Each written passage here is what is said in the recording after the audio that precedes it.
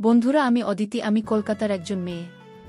তোমাদেরকে মজা দেওয়ার জন্য আমি আবারও চলে আসলাম নতুন একটা গল্প নিয়ে। আজকে আমি তোমাদের যে গল্পটা বলব সেটা আমার প্রেমিককে নিয়ে। আমার প্রেমিক বিয়ের আগেই আমার সাথে অন্য কিছু করতে চাইত, বুট আমি তাতে ছিলাম অনেক সতর্ক, কিন্তু একদিন সে যা করল তাতে আমি।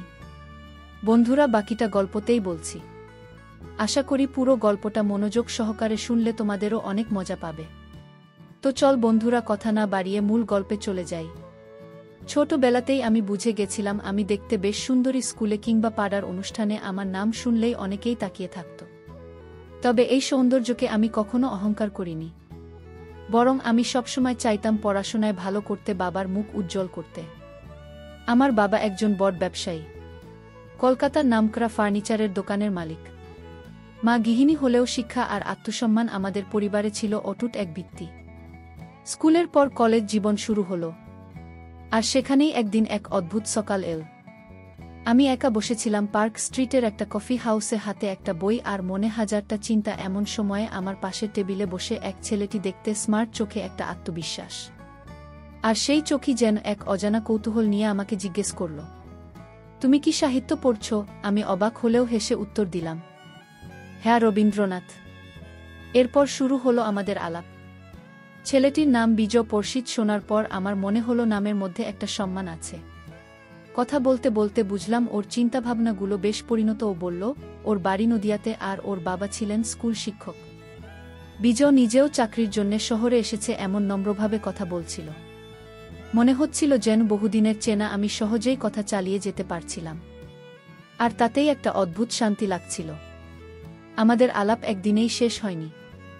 এরপরেও আরও কয়েকবার আমরা কফিতে দেখা করেছি, কলেজ লাইব্রেরির সামনে দাঁড়িয়েছি, এমনকি আমি আমার কিছু টিউশনের গল্প ওকে বলেছি। বিজয় সবসময় মনোযোগ দিয়ে শুনত। একদিন হঠাৎ সে একদম সরাসরি বলে দিল, অদিতি, আমি তোমাকে পছন্দ করি। শুধু বন্ধুত্ব নয়, আমি চাই তুমি আমার জীবনসঙ্গিনী হও। কথাটা শোনার পর আমার মুখ লাল হয়ে গেল, আর মনের ভেতর শুরু হলো এক অজানা দ্বন্দ্ব।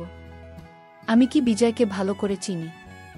কথাবার্তায় সে ভদ্র, কিন্তু কিভাবে নিশ্চিত হব যে সে সত্যি একজন ভালো মানুষ?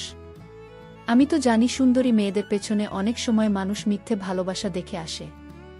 আমি মনে মনে প্রতিজ্ঞা করলাম তাকে পরীক্ষা করব, জানব সে আসলেই আমাকে জীবনের সঙ্গিনী হিসেবে মানায় কিনো।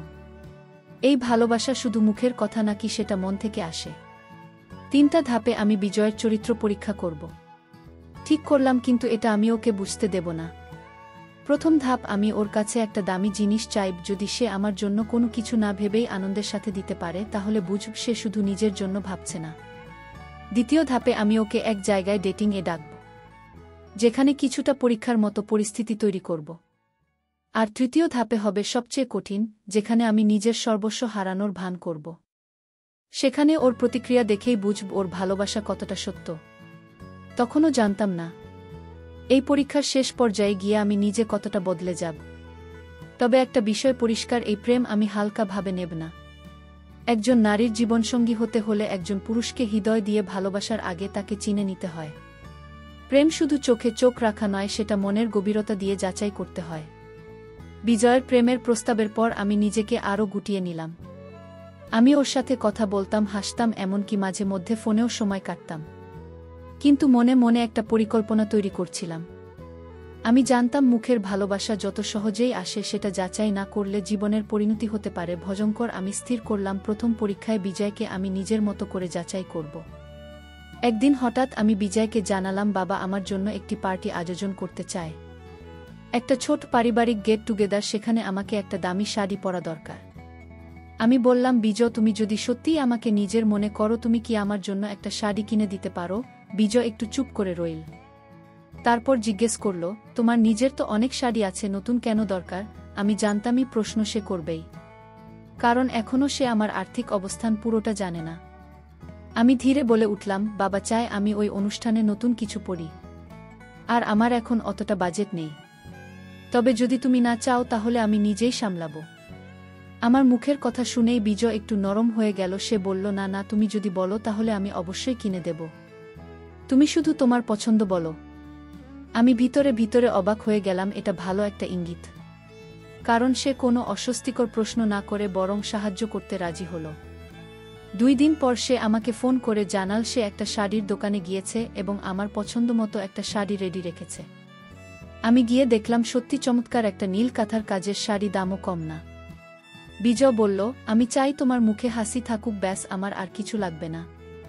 আমি মুচকি এসে বললাম, তুমি আমার হাসির দাম বোঝো, সেটাই অনেক। সে তখনও বুঝে উঠতে পারেনি এটা একটা পরীক্ষা ছিল। সেদিন রাতে আমি অনেক ভেবেছি বিজয়েরই ব্যবহার আমাকে কিছুটা মুগ্ধ করেছে। সে যদি শুধু আমার সৌন্দর্যে মুগ্ধ হতো তাহলে সহজেই অজুহাত দিত, কিন্তু সে দিল না। আমি বুঝলাম এখনও অনেকটা পথ বাকি আছে, কিন্তু এই প্রথম ধাপে বিজয় সত্যিই সফল হয়েছে। তবে সামনে আরও কঠিন পরীক্ষা বাকি। পরের ধাপে আমি তাকে এমন এক প্রস্তাব দেব যেখানে সে নিজে এক অদ্ভুত পরিস্থিতিতে পড়বে। সেই পরিস্থিতি যাকে অনেক কিছু প্রকাশ করতে বাধ্য করবে। তখনই আমি বুঝব তার অন্তরটা কেমন। প্রেম শুধু উপহার দেয়াতে নয়, প্রেমিকের ধৈর্য, সম্মানবোধ ও নিয়ন্ত্রণ দেখতে হয়। একটা মেয়ের জীবনের সঙ্গে যখন কেউ জড়াতে চায় তখন তাকে শুধু কথায় নয়, কাজে প্রমাণ দিতে হয়। বিজয় হয়তো এই প্রথম ধাপ বেরিয়েছে, কিন্তু আমি এখনও পুরোপুরি আত্মবিশ্বাস পাইনি। আমি ভালোবাসতে চাই, কিন্তু সেই ভালোবাসার ভিতটা হতে হবে চরিত্র দিয়ে গড়া। আর সেই ভিত গড়ার দ্বিতীয় ধাপ শুরু হবে সেই। বিজয়ের প্রথম পরীক্ষা উত্তীর্ণ হবার পরও আমার মন পুরোপুরি শান্ত হয়নি। আমি জানতাম কোনো মানুষকে একবার দেখে বা একটি ঘটনায় বিচার করা যায় না। জীবনের দীর্ঘ পথ চলার জন্য এমন একজন সঙ্গীর প্রয়োজন যার চরিত্র সময়ের ধাক্কায় নড়েচে না। তাই আমি এবার দ্বিতীয় ধাপের পরিকল্পনা করলাম, যেখানে লোভ, সময় এবং পরিস্থিতি মিলিয়ে তার স্থিরতা আমি যাচাই করব। আমি একদিন বিজয়কে বললাম, বেশ কয়েকদিন হলো আমাদের একসাথে কোথাও যাওয়া হয়নি। তুমি কি এই সপ্তাহান্তে আমার সঙ্গে একটা রেস্টুরেন্টে যাবে? একটু বাইরে ঘুরলে ভালো লাগবে। বিজয়ের সঙ্গে সঙ্গে রাজি হয়ে গেল। এরপর আমি ইচ্ছে করেই বললাম, তবে একটা কথা আছে, আমি যাই। আমরা একটু ব্যতিক্রমী একটা জায়গায় যাই, একটা নতুন ওপেন হওয়ার রেস্টুরেন্ট যেখানে কিছুটা আলাদা পরিবেশ আছে। সবাই বলে ওখানে কাপলদের জন্য খুবই রোমান্টিক সেটিং।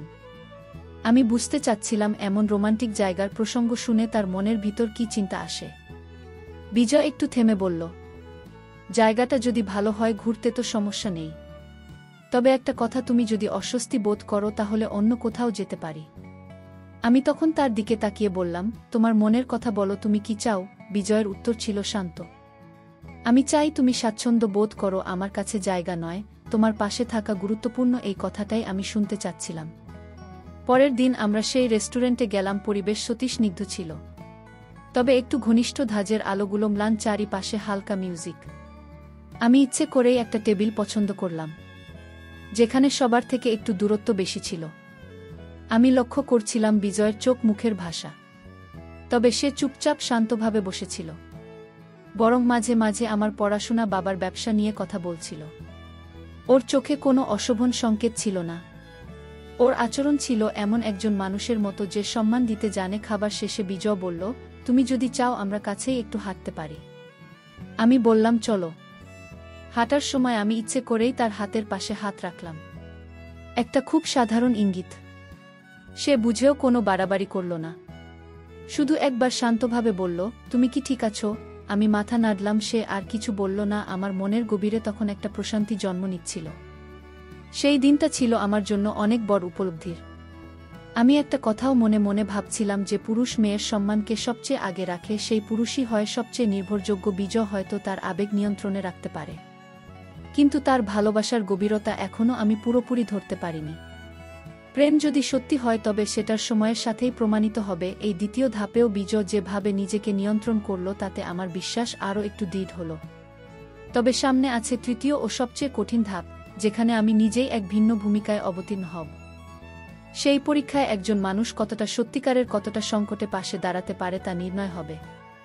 দ্বিতীয় পরীক্ষার পর বিজয়ের প্রতি আমার বিশ্বাস কিছুটা দৃঢ় হলেও আমি জানতাম ভালোবাসার সত্যিকার রূপ বেরিয়ে আসে তখনই যখন জীবন থমকে যায়। যে সময়টাতে মানুষ নিজেকে নিয়ে ব্যস্ত হয়ে পড়ে, সেই সময়টাই বোঝা যায় সে অন্যের জন্য কতটা স্থায়ী। তাই আমি পরিকল্পনা করলাম, তৃতীয় এবং সবচেয়ে কঠিন পরীক্ষার একটি বিপদের গল্প তৈরি করলাম, যেখানে আমি নিজেই সর্বস্ব হারানো এক অসহায় মেয়ের ভূমিকায় নামলাম। আমি একদিন বিজয়কে ফোন করে এক গম্ভীর কণ্ঠে বললাম, আমার বাবা সম্পূর্ণ ব্যবসা খুইয়ে ফেলেছেন। আমাদের বাড়িটাও এখন ব্যাংকের দায়ে চলে যাচ্ছে। আমি এখন কলকাতায় থাকতেই পারছি না। একা ভ্রান্ত আর দিশেহারা হয়ে গেছি। আমি ভাবছি তোমার কাছেই চলে আসি। অন্তত কিছুদিন আশ্রয় দিও। আমি ইচ্ছে করে কথা বলার ভঙ্গিমা এমন করেছিলাম যেন সত্যি আমার জীবন ভেঙে পড়েছে। ফোনের উপরন্তে কিছু সময় বিজয় চুপ করে রইল। তারপর হঠাৎ বলল, তুমি কি ঠিক বলছো? মানে এখন তুমি ভিখারির মেয়ে? এই অবস্থায় আমি তোমাকে কিভাবে পাশে রাখতে পারি বল? আমার জীবনেও তো অনেক সমস্যা। তুমি এখন আমার সাথে মানাবে না। অদিতি প্লিজ, তুমি তোমার নিজের ব্যবস্থা করো। কথাগুলো শুনে আমার শরীর ঠান্ডা হয়ে গেল। আমি যেন নিজের কানে বিশ্বাস করতে পারছিলাম না। সেই মানুষ যে কিছুদিন আগেও আমার মুখের হাসির জন্য শাড়ি কিনেছিল, এখন আমার বাস্তবিক অসহায়তার মুহূর্তে আমাকে ভিখারির মায়ে বলে দূরে সরিয়ে দিল। আমি কোনো উচ্চবাচ্য করিনি, শুধু বললাম, ঠিক আছে বিজয়, আমি বুঝেছি, তুমি ভালো থেকো। ফোন কেটে দিয়ে আমি চোখ বন্ধ করে গভীরভাবে নিঃশ্বাস নিলাম। আমার অন্তর তখন রক্তাক্ত, কিন্তু মাথা ছিল স্থির। পরের দিন আমি তার সামনে গিয়ে দাঁড়ালাম। বিজয় কিছুটা অপ্রস্তুত হয়েছিল। ভাবছিল হয়তো আমি কান্নাকাটি করব বা ক্ষমা চাইব। কিন্তু আমি সোজা দাঁড়িয়ে বললাম, বিজয়, তুমি জানো না, এই সব কিছুই ছিল আমার পরিকল্পিত পরীক্ষা। আমি কখনই ভিখারির মেয়ে হইনি। আমার বাবার ব্যবসাও অটুট আছে। আমি শুধু জানতে চেয়েছিলাম তুমি বিপদের দিনে পাশে দাঁড়াতে পারো কিনা। আজ তোমার আসল মুখোশ খুলে গেছে, তার মুখে কোনো কথা নেই। আমি স্পষ্ট করে বললাম, তুমি শুধু আমাকে পাওয়ার জন্য আমার পাশে ছিলে। যখন আমি ভাঙা ছিলাম বলে ভেবেছ, তখনই তুমি চলে গেলে। এই ভালোবাসা নয়, এই এক স্বার্থপরতা। তুমি শুধু সুযোগ খুঁজেছ, দায়িত্ব নয়। আমি তাকে আর একটু সময় না দিয়ে সেখান থেকে চলে এলাম। নিজের আত্মসম্মান আগলে এই পরীক্ষাটি আমার জীবনের সবচেয়ে গুরুত্বপূর্ণ অধ্যায় ছিল। কারণেই একবারেই আমি বুঝতে পেরেছিলাম, একজন মানুষ বাইরে যত সুন্দর হোক না কেন, ভেতরে সে যদি কাপুরুষ হয় তবে সেই সম্পর্ক কোনোদিন স্থায়ী হতে পারে না। বিজয়ের মুখোশ যখন আমার সামনে সম্পূর্ণ উন্মোচিত হল, তখন মনে হচ্ছিল আমি যেন নিজের জীবনের একটা বড় ভুল থেকে মুক্তি পেয়েছি। ব্যথা অবশ্যই ছিল, কারণ যে মানুষকে বিশ্বাস করতে চেয়েছিলাম তার কাছ থেকেই পেলাম সবচেয়ে নির্মম প্রত্যাখ্যান। কিন্তু সেই ব্যথা একরকম মুক্তির জন্ম দিল। আমার নিজের আত্মমর্যাদাকে আরও দৃঢ়ভাবে চিনে নেওয়ার সুযোগ এনে দিল। আমি নিজেকে নতুন করে গুছিয়ে নিলাম। কলেজে মন দিলাম। বাবার ব্যবসার কিছু বিষয়েও আগ্রহ দেখালাম। আমি বুঝলাম একজন মেয়ের জন্য সবচেয়ে বড় শক্তি তার নিজের আত্মনির্ভরতা। প্রেম জীবনের একটি অংশ হতে পারে, কিন্তু সেটাই সব নয়। আমি যে আগলে রাখতে পারি নিজের আত্মমর্যাদা, সেটাই আমার আসল পরিচয়। বিজয়কে আমি আর কোনোদিন ফোন করিনি। মেসেজ ও না, ওর পক্ষ থেকেও কোনো যোগাযোগ আসেনি। হয়তো তার অহংকার বা লজ্জা তাকে থামিয়ে দিয়েছিল। কিন্তু আমি আর পিছনে ফিরে তাকাইনি। আমি জানতাম একজন মানুষ তার ভালোবাসাকে তখনই প্রমাণ করে যখন সবকিছু হারিয়ে যাওয়ার ভান করা হয়। এবং বিজয় সেই পরীক্ষায় পুরোপুরি ব্যর্থ। এদিকে আমার চারপাশে কিছু মানুষ বুঝতে শুরু করল আমি বদলে যাচ্ছি। আগের চেয়ে পরিণত, আত্মবিশ্বাসী আর শান্ত। আমার বান্ধবীরা জিজ্ঞেস করত, অদিতি তুই এত শক্ত হলে কিভাবে? আমি শুধু হাসতাম, বলতাম, ভালোবাসা মানুষকে শুধু কাঁদায় না, মানুষকে শেখায় কিভাবে নিজেকে ভালোবাসতে হয়। আমার জীবনে তখন নতুন কিছু দায়িত্ব আসছিল। বাবার ব্যবসার একটা শাখা আমাকেই বুঝিয়ে দেওয়া হলো। আমি প্রতিদিন অফিস যেতাম, ক্লায়েন্টদের সঙ্গে কথা বলতাম। ধীরে ধীরে আমি নিজেকে প্রতিষ্ঠিত একজন কর্মব্যস্ত নারী হিসেবে গড়ে তুলছিলাম। এই সময়টাতে আমি বুঝলাম, আত্মসম্মান হারিয়ে প্রেম পেলে সেটি কোনো লাভ নয়, বরং নিজের পরিচয় গড়ে তোলা, সেটাই আসল বিজয়। একদিন অফিসে বসে হঠাৎ ভাবছিলাম, বিজয়ের সঙ্গে যদি সত্যিই জীবনটা জড়াতো তবে কি হতো? আমি কি তার পাশে সুখী হতে পারতাম? উত্তরটা সহজ ছিল না। কারণ আমি নিজেই বুঝে গিয়েছিলাম যে সম্পর্কের ভিতর স্বচ্ছ নয়, সেখানে ভবিষ্যৎ কখনো মজবুত হতে পারে না। প্রেমের নামে মায়া যদি মুখোশ হয়, তবে সেই মুখোশ ছিঁড়ে ফেলার সাহসী একজন নারীর শক্তি। এই ভাঙনের মধ্যেই আমি আমার জীবনের নতুন ভিত্তি গড়ে তোলার যাত্রা শুরু করলাম। আর সেই যাত্রায় আমার প্রতিটি পদক্ষেপ ছিল আত্মমর্যাদা ও বিশ্বাসের উপর গড়া। আমি হারাইনি, আমি শুধু একজন ভুল মানুষকে চেনার সুযোগ পেয়েছি।